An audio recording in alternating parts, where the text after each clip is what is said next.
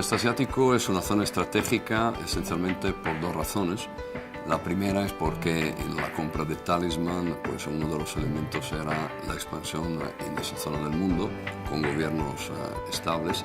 Y la segunda, porque nos permite seguir manteniendo altos niveles de producción y de proyectos directamente operados en aquella zona. Los proyectos y las operaciones son esencialmente en tres países, Indonesia, Malasia y Vietnam.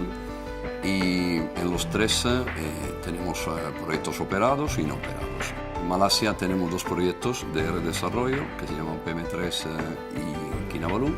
En Vietnam hay otro que se llama Red Emperor, que va a empezar la construcción en 2017. Y después hay otros dos activos que se llaman Corridor y Jambi Merang en Indonesia, cuyas expansiones se están negociando en los años que vienen.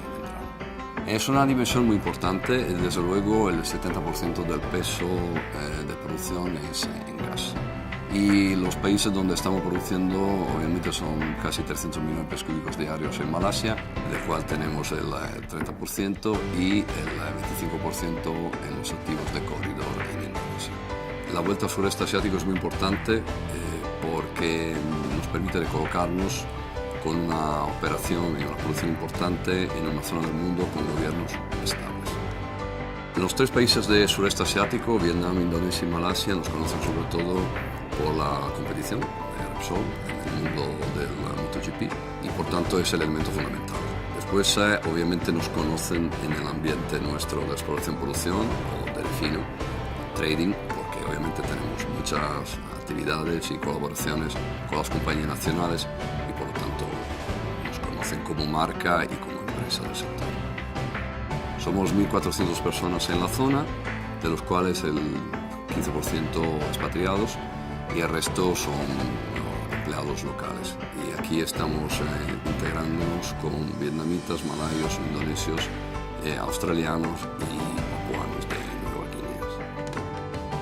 La presencia en Asia es un factor principal para la empresa, es crítico y de verdad a nivel humano y profesional es muy enriquecedor.